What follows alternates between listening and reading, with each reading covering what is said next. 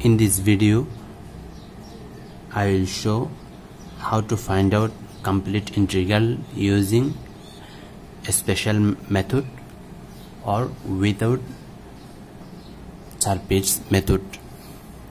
আজকের ভিডিওতে আমরা পূর্ণাঙ্গ যোগজ নির্ণয় করা শিখব বিশেষ পদ্ধতি বা চারপিট পদ্ধতি ব্যবহার না করে অন্যভাবে কিভাবে পূর্ণাঙ্গ যোগজ এবং ব্যতিক্রমী যোগজ এবং সাধারণ যোগজ নির্ণয় করা হয়।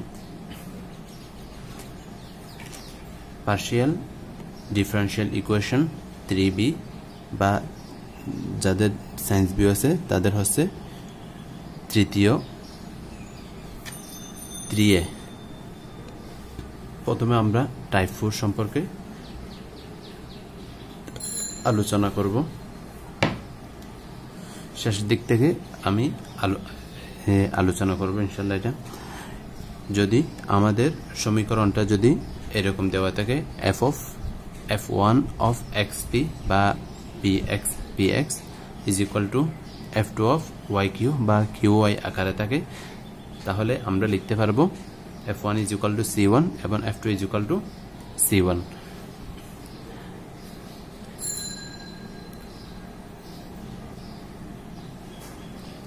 Explain this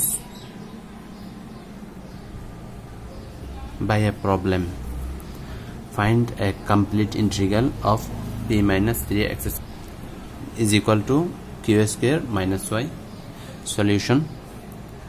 প্রথমে দেওয়া আছে given that p minus 3x square is equal to q square minus y, তাহলে আমরা দেখতে পাচ্ছি সমীকরণের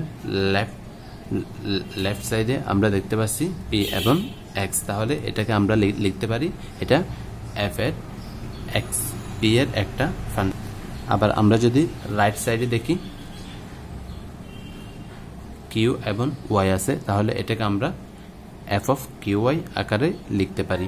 equation of the form f1 of px is equal to f2 of qy, তাহলে আমরা লিখতে পারি f1 p of x px is equal to p minus 3x square is equal to c1, কারণ f1 সমান c1 ধরছি, f2 সমান c1 ধরছি, তাহলে f2 qy is equal to q square minus y is equal to c1, তাহলে এখান থেকে আমরা p এবং q এর মান নির্ণয় করলাম।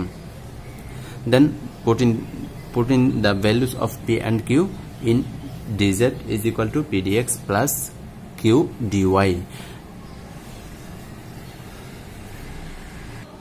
Then integration on both sides, then we get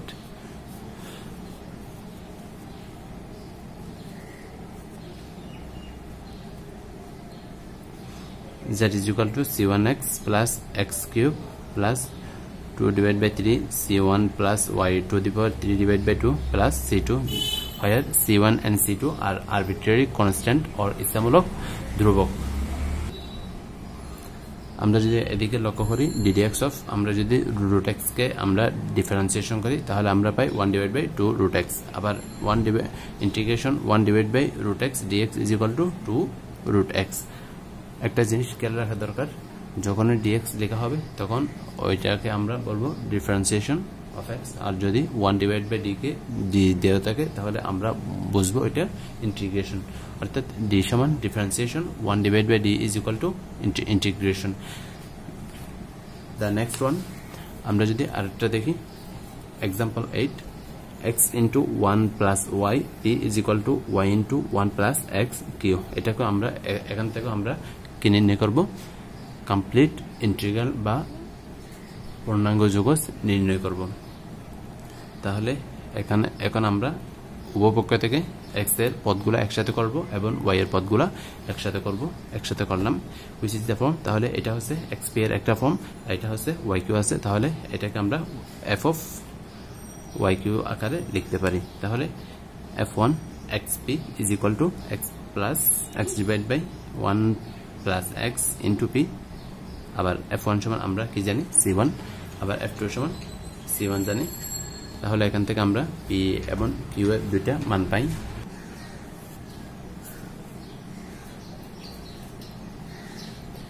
এখন আমরা টাইপ 3 সম্পর্কে জানব। যদি সমীকরণের আকারটি যদি f of z p q আকারের হয়, তাহলে আমরা p এর পরিবর্তে dz divide by du, q এর পরিবর্তে c1 dz divide by u বসাবো, যেখানে u is equal to x plus c1 y। আমি আবার বলছি, যদি সমীকরণটির আকার f of z p q is equal to 0 আকারের হয়, তাহলে আমরা p এর পরিবর্তে dz divide by du, q এর পরিবর্তে c1 dz divide by du বসাবো, যেখানে u is equal to x plus c1 y। Example আমরা একটু যদি এক্সাম্পল দেখি, pz is equal to 1 plus q square. এখন আমি যদি পক্ষান্তর করি, তাহলে এটা কি আকার হয়? z p q আকারের একটা ফাংশন হয়। তাহলে p এর পরিবর্তে আমি কি বসাবো? dz ডিভাইড বাই du, এবং q এর পরিবর্তে c1 dz divide by du বসাবো 1 নম্বরে। তাহলে যেখানে u is equal to x plus c1 y, R c1 টা হচ্ছে আরবিট্রারি কনস্ট্যান্ট।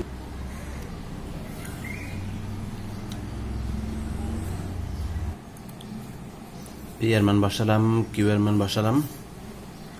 এখন আমি পক্ষান্তর করব।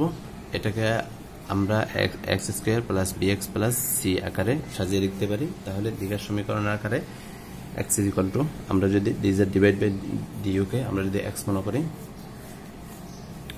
Minus b plus minus root over b square minus 4ac divide by 2a, A বলতে এখানে c1 স্কয়ার, b বলতে মাইনাস z। এটাকে আমরা কি করলাম? এটা পেলাম। এখন লব এবং হরকে z minus plus root over z square minus 4c1 whole square দ্বারা আমি গুণ করব। তাহলে প্লাস মাইনাস মাইনাস প্লাস, তাহলে কি থাকে? আমাদের উভয় ক্ষেত্রে মাইনাস থাকে। আমরা লিখতে পারি তাহলে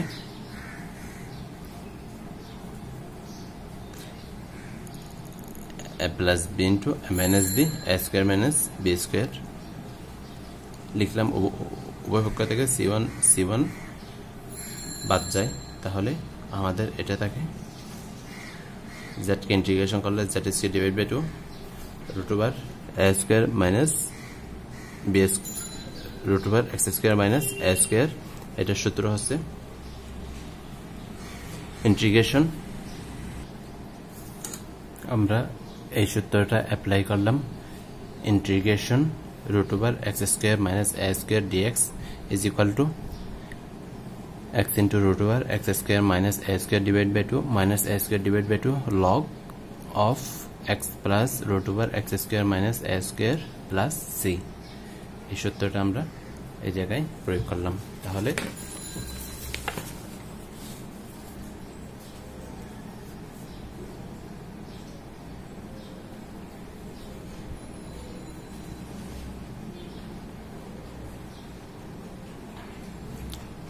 which is complete integral of equation 1। আমি এখানে c2 ডিভাইড বাই 2 আমি কি নিলাম?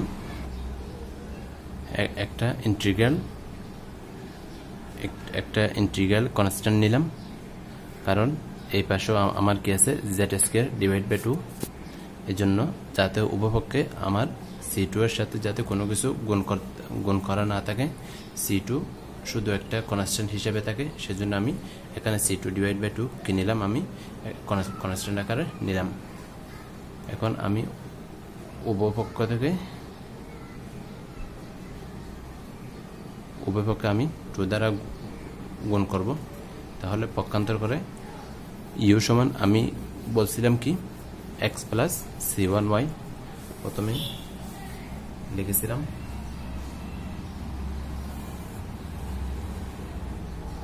which is complete integral of the equation 1, অর্থাৎ প্রদত্ত সমীকরণের এটাই হচ্ছে কি? নির্ণেয় পূর্ণাঙ্গ যোগজ। এখন আমরা আরেকটা অঙ্ক দেখব।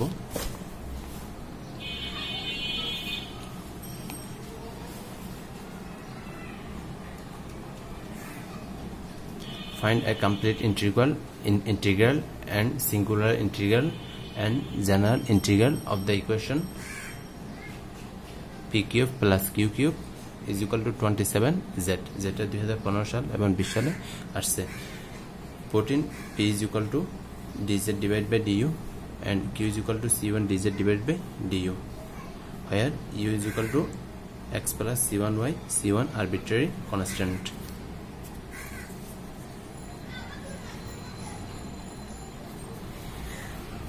অঙ্কটা করার আগে আপনাদের অনুরোধ, যারা এখনো আমার চ্যানেলটি সাবস্ক্রাইব করেননি, চ্যানেলটি সাবস্ক্রাইব করে রাখুন এবং আমার এফবি পেজটা বাহারি ম্যাথ সলিউশন এটা ফলো করে রাখুন।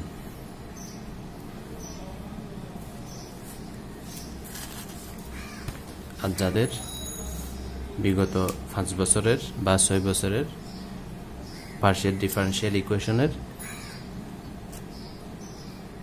পিডিএফ লাগবে, তারা নামমাত্র হাদিয়া দিয়ে আমার ফেসবুক পেজে গিয়ে আমাকে ইনবক্সে যোগাযোগ করুন। আপনারা সহজে পিডিএফটা পেয়ে যাবেন ইনশাআল্লাহ।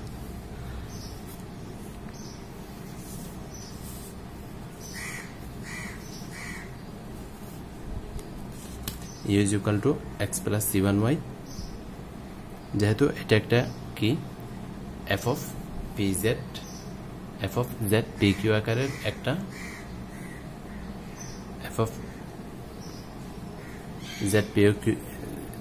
of z pq আকারের একটা সমীকরণ, তাহলে আমরা এখানে p এর পরিবর্তে dz ডিভাইড বাই du এবং q এর পরিবর্তে c1 divide by dz du লিখতে পারবো, যেখানে u is equal to x plus c1y, c1 হচ্ছে কি আরবিট্রারি কনস্ট্যান্ট। এক নম্বর থেকে dz divide by du whole cube, এখন আমি উভয় পক্ষে কি নিলাম, এখান থেকে আমি dz divide by whole cube common নিলাম, দেন উভয় পক্ষে আমি 1 ডিভাইড বাই 3 পাওয়ার নিলাম, তাহলে আমার 3 চলে যায়, এখন 1 ডিভাইড বাই 3 পাওয়ার আছে এটার উপর z এর উপর। এখন z কে আমি এই পাশে নিয়ে আসলাম এবং ইন্টিগ্রেশন করলাম উভয় পক্ষে। ইন্টিগ্রেশন করার ফলে আমি এটা পেলাম 3 ডিভাইড বাই 2 c2, এটা কনস্ট্যান্ট নিলাম।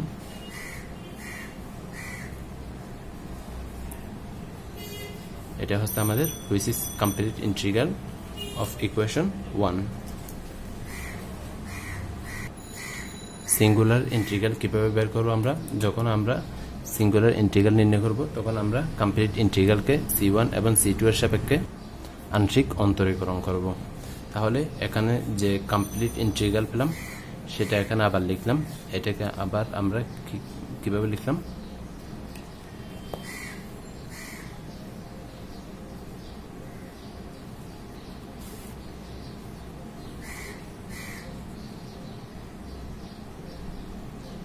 এটাকে দিলাম 3 নাম্বার। এখানে যদি c2 এর সাপেক্ষে আংশিক অন্তরীকরণ করি তাহলে আমরা এই পাশে 0 পাই, এখানে 1 পাই। এখন উপপক্ষে আমি 2y গুণ করলাম, এটার চেহারা আর এটার চেহারা একই, তাহলে এটা সমান আমরা এটা লিখতে পারি, এটা সমান এটা লিখতে পারি, তাহলে z is equal to 0, which is singular integral of। এখন আমরা জেনারেল ইন্টিগ্রাল নির্ণয় করব। জেনারেল ইন্টিগ্রাল নির্ণয়ের জন্য কমপ্লিট ইন্টিগ্রালের c2 সমান আমরা 5c1 ধরব, তাহলে আমরা পাই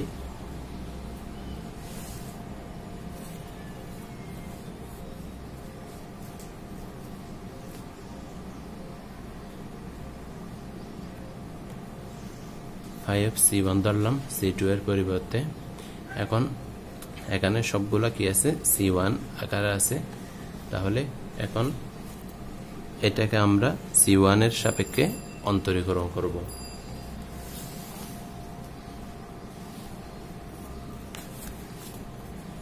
এটাকে পার্শিয়াল অন্তরীকরণ, পার্শিয়াল ডিফারেন্সিয়েশন করব না, বরং ডিফারেন্সিয়েশন করব, কারণ এখানে c c1 কে আমি চলক হিসেবে বিবেচনা করব, অর্থাৎ এই সমীকরণে c1 চলক ছাড়া অন্য কোনো চলক নাই, c2 নাই। তাহলে এটাকে আমরা কখন আমরা পার্শিয়াল ডিফারেন্সিয়েশন করব?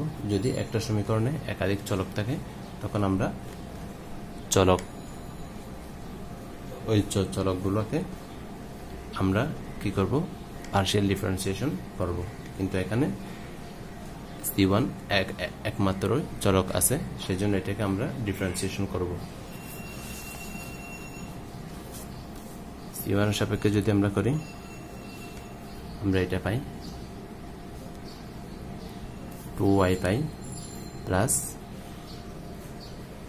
5 c1 কে আমরা যদি ডিফারেন্সিয়েশন করি তাহলে 5 prime of c1 by eliminating c1 from 4 এবং 5। এটা হচ্ছে 5 নাম্বার আর এটা হচ্ছে 4 নাম্বার। এই দুটো থেকে আমরা যদি c1 অপসারণ করার ফলে যে সমীকরণটা পাবো ওইটা হচ্ছে আমাদের সাধারণ যৌগজ। টাইপ 2 সম্পর্কে আলোচনা করব এখন। যদি সমীকরণটির আকার z = px + qy + f of pq হয়, যেখানে p = c1 ধরব এবং q = c2 ধরব, তাহলে আমরা এখানে পাবো, তাহলে আমরা পূর্ণাঙ্গ যৌগজটা পাবো z = px + qy + f of c1 c2, অর্থাৎ z = p এবং q এর পরিবর্তে আমরা যদি c1 c2 বসাই, c1x + c2y + f of c1 c2। এখন আমরা একটা অঙ্ক দেখি।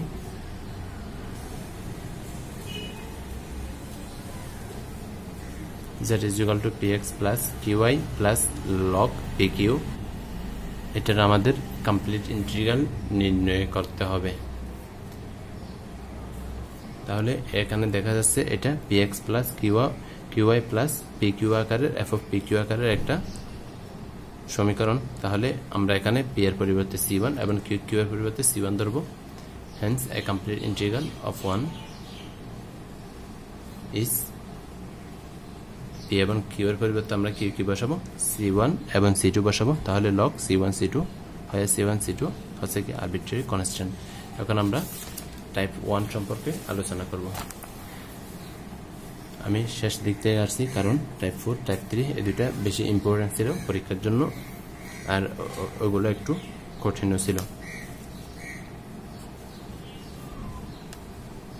ইকুয়েশন 1, যদি সমীকরণ আকার f of pq আকার = 0 আকারের হয়, তাহলে আমরা p1 = c1 q = c ধরব। একটা সমীকরণ দেখি, x² p² + y² q² = z।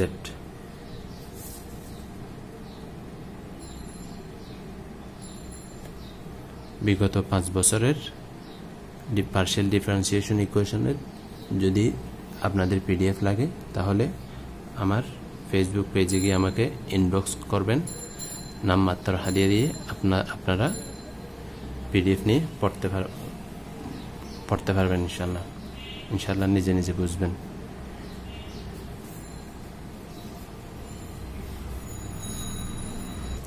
আমরা জানি পার্শিয়াল ডিফারেন্সিয়াল কোএফিসিয়েন্টস হচ্ছে p এবং q, যেখানে p হচ্ছে del z / del x, q হচ্ছে del z / del y। from 1 এটাকে আমরা এক নম্বর সমীকরণ দিলাম। এক নম্বর থেকে বসাই দিলাম।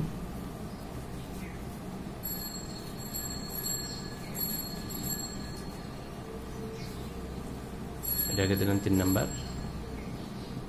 এটা হচ্ছে pq আকারের একটা সমীকরণ, তাহলে p এর পরিবর্তে c1 q এর পরিবর্তে c বসাবো। 3 নাম্বার থেকে c1 c², তাহলে এখান থেকে c এর মানটা পাবো। এটার পূর্ণাঙ্গ যৌগজ হচ্ছে z = c1x + 1√1 - c1 whole square y c2। এখন x এবং y এর মান বসাবো। x এর মান কি পাইছি আমরা?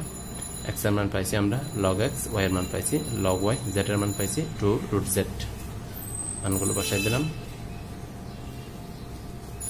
c2, এখানে c1 c2 আছে আরবিট্রারি কনস্ট্যান্ট। দেখতে দেখতে আমরা পার্শিয়াল ডিফারেন্সিয়েশন ইকুয়েশনের 2a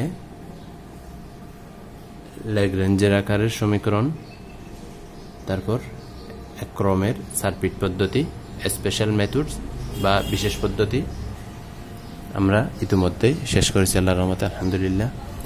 সামনের ভিডিওতে আমরা 4, 5, 6, 7 এই অধ্যায়গুলো আমরা খুব সহজে আলোচনা করার জন্য চেষ্টা করব। আপনাদের দোয়া এবং সহযোগিতা কামনা করি। যারা চ্যানেলটিতে নতুন আছেন চ্যানেলটি সাবস্ক্রাইব করে রাখুন, পাশে থাকা নোটিফিকেশন বাটনটি অন করে রাখুন। সুবহানাকাল্লাহুম্মা বিহামদিকা আশহাদু আল্লা ইলাহা ইল্লা আনতা আস্তাগফিরুকা ওয়া আতুবু ইলাইক।